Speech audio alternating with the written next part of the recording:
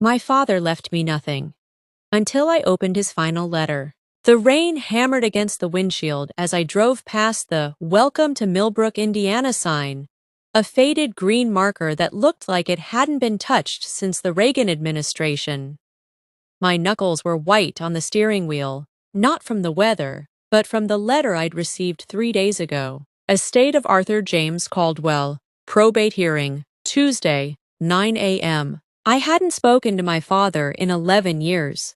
Not since the night I walked out of that same farmhouse I was now approaching, carrying nothing but a duffel bag and a heart full of broken promises. He'd stood on the porch, his silhouette backlit by the kitchen light, smoking that goddamn pipe he never quit. He didn't call after me, didn't say a word, just let me go. And now he was dead. The farmhouse appeared through the sheets of rain like something from a ghost story. White paint peeling, porch sagging, the old oak tree in the front yard still bearing the scar from where I'd crashed my bicycle at age 7.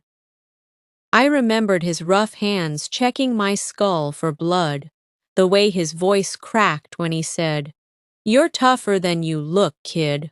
Always were." I parked behind a silver Lexus that definitely didn't belong in Millbrook. Inside, I found Margaret Chen, my father's attorney, sitting at the kitchen table with a manila folder and a cup of coffee she clearly wasn't drinking. She stood when she saw me, extending a hand that felt like bird bones. "Eleanor, I'm sorry for your loss." "Are you?" I asked, sliding into the chair across from her. The kitchen smelled exactly the same. Old Spice and pipe tobacco, cinnamon from the ancient spice rack, and something underneath that I couldn't name. Grief, maybe. Or regret. Because the last time I saw Arthur Caldwell, he told me I was dead to him. "So you'll forgive me if I'm not exactly hosting a memorial service." Margaret's expression didn't change. She'd probably dealt with worse. "I understand this is difficult, but your father named you sole beneficiary in his will." I laughed. It came out harsh, bitter, nothing like the woman I'd become, the one with the corner office in Chicago, the one who negotiated million-dollar contracts before lunch. Beneficiary? Of what? This falling down house and 30 acres of Indiana corn? I don't want it. Sell it. Burn it. I don't care. "There's more," she said quietly. "But there's also a condition." She slid an envelope across the table. My name was written on the front in my father's handwriting, that cramped, left-handed scrawl that I used to tease him about. The envelope was thick, yellowed at the edges, the stamp crooked. It looked like it had been written years ago. "He wanted you to open this first," Margaret said. "Alone. I'll be in the living room. Take your time." She left me with the rain drumming on the windows and the ghost of a man who'd never learned to say he was sorry. I stared at the envelope for a long time. 11 years of silence. 11 years of Christmases spent with friends who felt sorry for me, of birthdays marked only by my own reflection in bathroom mirrors. 11 years of wondering if he ever thought about me, if he ever picked up the phone and put it down again, if he ever stood in this kitchen and regretted the things he'd said. The night I left, he'd been drunk. Not falling down drunk. Arthur Caldwell never lost control like that. But the quiet, dangerous drunk that was worse. I'd come home from Purdue for spring break, full of new ideas, and a boyfriend named Marcus who studied philosophy and quoted Nietzsche at inappropriate times. I'd told my father I was dropping out, moving to Chicago, that Marcus and I were in love. He'd looked at me with those pale blue eyes, the ones I saw every morning in my own mirror, and said, "You're making the biggest mistake of your life, and when you come crawling back, don't expect me to be here." I didn't crawl back. I built a life without him. A good life, mostly. The boyfriend turned out to be a mistake, but the career wasn't. I became someone he would have respected if he'd ever bothered to look. Senior project manager at 34. a condo in Lincoln Park, a closet full of shoes that cost more than his truck, and now this. A letter. A last manipulation from beyond the grave. I opened it. Ellie, if you're reading this, I'm gone. And if you're reading this, you came. That means something, even if you don't know it yet. I'm not going to ask for forgiveness. A man doesn't get to ignore his daughter for 11 years and then expect absolution in a deathbed note. That's not how this works. That's not how I raised you to think. But I need you to know some things, not excuses, facts. The night you left, I stood on that porch for 3 hours. I watched the road until I couldn't see it anymore. I wanted to drive after you, but I didn't know how to say the words. Your mother was the one who knew how to talk.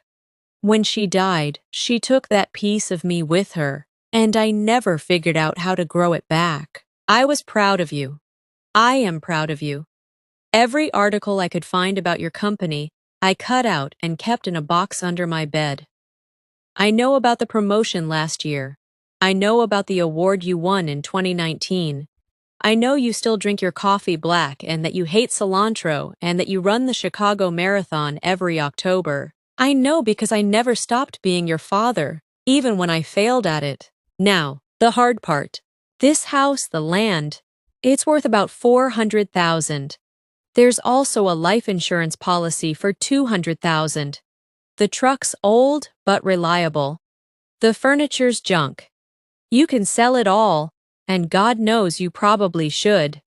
Chicago's expensive and you're practical, just like me. But there's something else, something I need you to find. Go to the basement, look behind the water heater.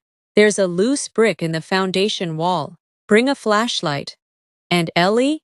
Bring an open mind. I love you, I always have.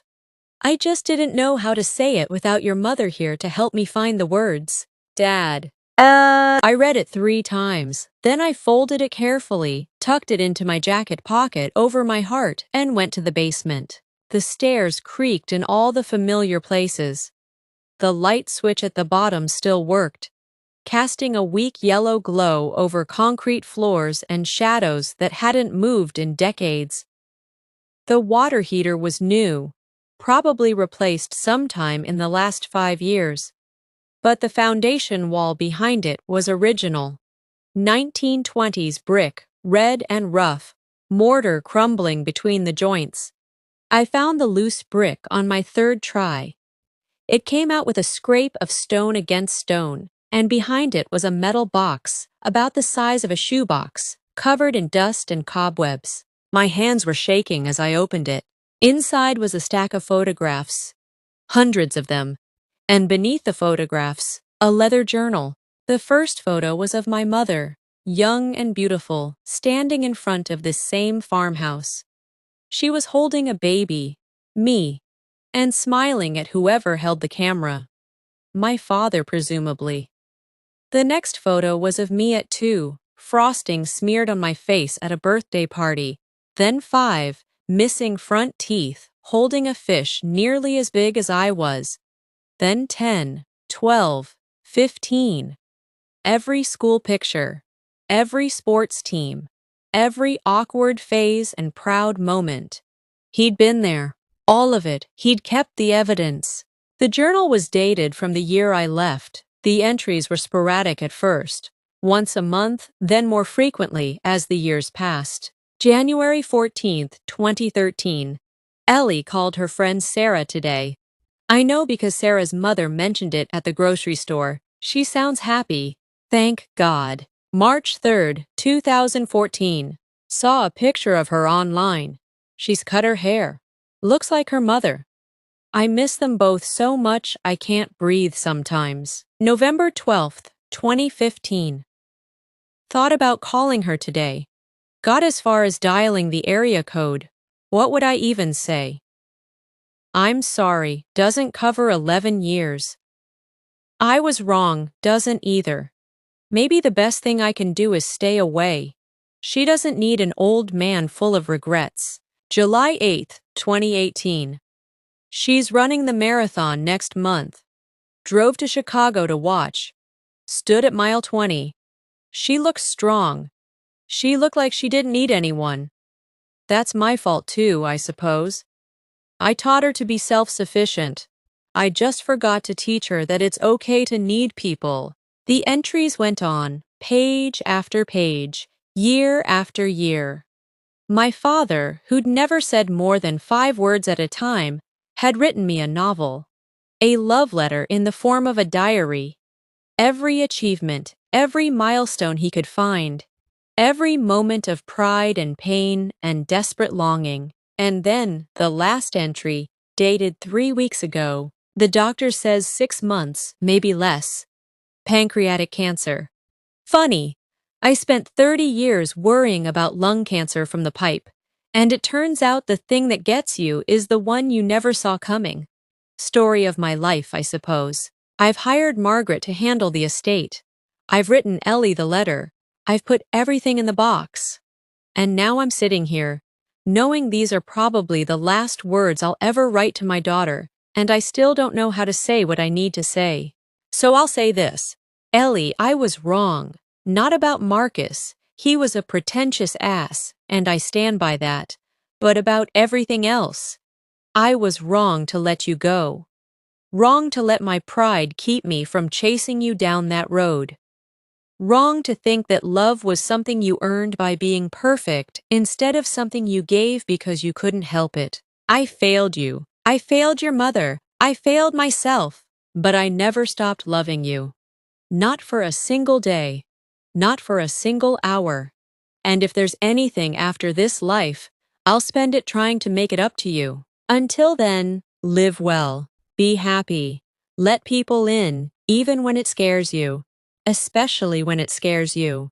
That's the only inheritance that ever mattered. Your father, who loved you badly, but loved you truly, Arthur. I sat on the basement floor, surrounded by photographs of a life I'd thought I'd lost, and I wept. Not the controlled crying of a woman who had meetings to attend and reputations to maintain, but the ugly, heaving sobs of a girl who'd just found out her father loved her after all. The rain had stopped when I finally climbed the stairs.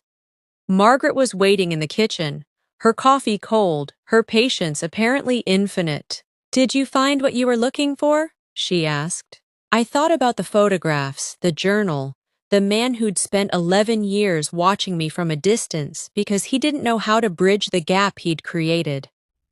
I thought about the farmhouse, the land, the money. I thought about the words he'd finally found. Too late for him, but maybe not too late for me. "I found what I needed," I said. I kept the farmhouse. I kept the land. I spent weekends in Millbrook that fall, fixing the porch, painting the walls, planting a garden where my mother used to grow tomatoes.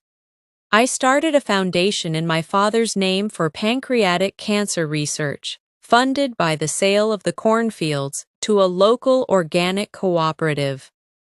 I met a man named David at the hardware store in town, a carpenter with kind eyes and a laugh that made me think of spring. I let him in. It scared me. I did it anyway, and every morning I read my father's last letter.